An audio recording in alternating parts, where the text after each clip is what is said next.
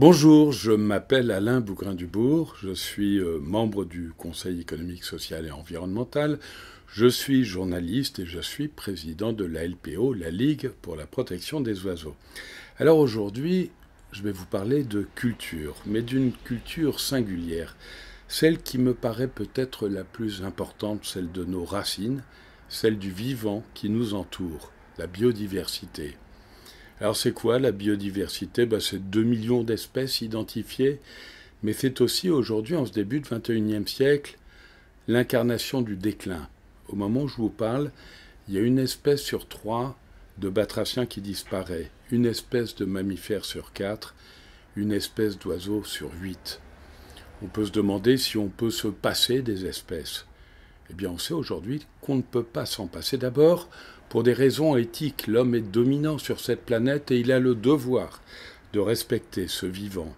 Ensuite, pour des raisons pratiques, les services rendus par la nature, je pense par exemple à la pollinisation des abeilles, ça représente 30% de la production agroalimentaire.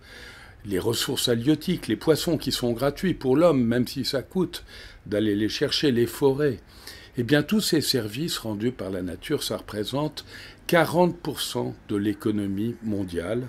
Or, ces services, par l'action de l'homme, et notamment le dérèglement climatique, sont en déclin de 60%.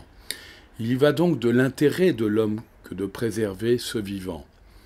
Et on peut se demander à ce moment de l'histoire, moi, à mon niveau, citoyen, entreprise, collectivité, qu'est-ce que je peux faire ?